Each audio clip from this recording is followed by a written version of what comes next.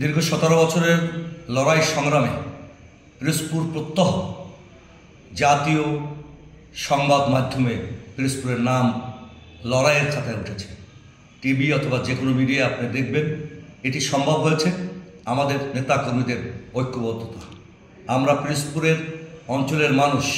হ্যাঁ, আপনি বলতেই পারেন বিএনপির সৃষ্টির পর থেকে এখান থেকে কেউ বিজয়ী হয়নি, নানা রকম ইকুয়েশনের কারণে হয়তো বিজয়ী হতে পারেনি, কিন্তু এবছরের প্রেক্ষাপটটা একান্তই ভিন্ন।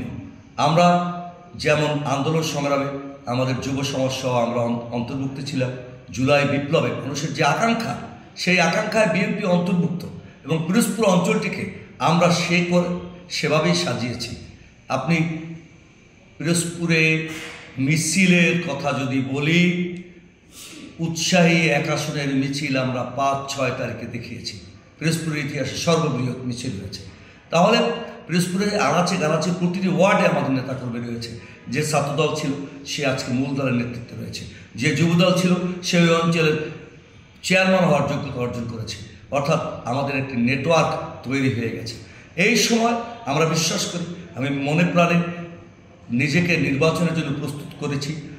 একজন শিক্ষক হিসেবে, একজন রাজনৈতিক কর্মী হিসেবে, একজন সমাজকর্মী হিসেবে আমাকে নমিনেশন দিলে অথবা আমার দলকে থেকে যদি নমিনেশন দেওয়া হয়, তাহলে এবছরের বিজয় হবে একটি চানার মতো দৃষ্টান্ত। কারণ যেমন ছাত্র জনতা আমাদের পক্ষে রয়েছে, সংখ্যালঘু সম্প্রদায় যাদেরকে বলেন, তারা এই দীর্ঘ 1 বছরে পিরোজপুরে কোনো ঘটনা আমরা ঘটতে দেয়নি, দুর্বৃত্তায়ন করতে দেয়নি। আমরা 5 তারিখ রাত পর থেকে এই যে নাজিরপুরে আমার সাধারণ সম্পাদক বা সদস্য সচিব জয়ন্ত রয়েছে, হঠাৎ করে উপস্থিত হয়েছে, তারা সহ আমরা এই 1 আসন বিশেষ করে এই জেলায় কোনো ঘটনা ঘটতে দেয়নি।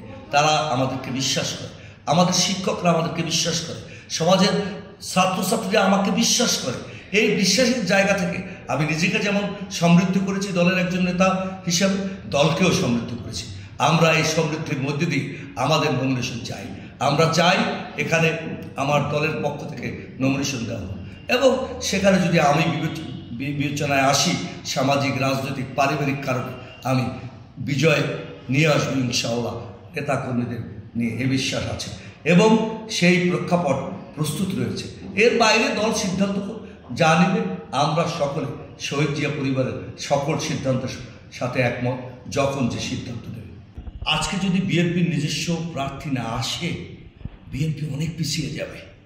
বিগত দিনে চোটের প্রার্থী থাকার কারণে আমরা যে পিছিয়ে গিয়েছিলাম, আমরা চেষ্টা করেছি সম্মিলিতভাবে সেখান থেকে উত্তরণ হতে, আমাদের সময় লেগেছে।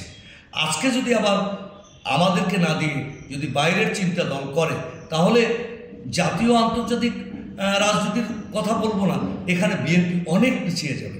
স্থানীয় পরিষদ নির্বাচনে আমাদের অবস্থান থাকবে না, দলের সাংগঠনিক কাঠামোর মধ্যে ঘুণ ধরে যাবে, নেতাকর্মীদের মনোবল ভেঙে যাবে। আগের মতো মিছিল মিটিংয়ে তারা অংশগ্রহণ করবে না, সামাজিক কর্মকাণ্ডে অংশগ্রহণ করতে পারবে না। দলটি অনেক পিছিয়ে যাবে, অনেক পিছিয়ে যাবে। আমি আমার দলের মাননীয় চেয়ারপারসন, যিনি আমাদের সব কথা জানেন, আমার কথা জানেন, দলের কথা জানেন। আমরা যেমন জেল খেটেই শান্ত হইনি, আমরা যেদিন জেল থেকে বেরিয়ে এসেছি তার পরের দিন আবার মিছিলে অংশগ্রহণ করেছি। আমরা আহত হয়ে ক্ষান্ত হইনি। আমি যেদিন পিরোজপুর শহরে আহত হয়েছি, তার পরের দিন 2 দিন চিকিৎসার পর আমি আবার কিন্তু ফিরে এসেছি মিছিলের আঙিনায়। রাজনীতি আমাদের রক্তের মধ্যে, সমাজ কল্যাণ আমাদের রক্তের মধ্যে, শহীদ জিয়ার পরিবার আমাদের ভালোবাসা, ভালো লাগা।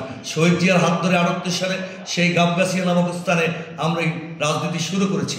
আজকে কিন্তু পর্যন্ত 1 দিনের জন্য আমি থামিনি। আমার সকল নেতা কর্মীরা কেন্দ্রের দিকে তাকিয়ে আছে, কারণ তারা চায় ধানের শীষের মূল প্রার্থী, তারা চায় দলের তিলে তিলে গড়ে ওঠা নেতৃত্বের মধ্যে দিয়ে আমাদেরকে এই আসনে দলকে সুসংগঠিত করার জন্যই আমাদের প্রার্থী দেওয়া দরকার।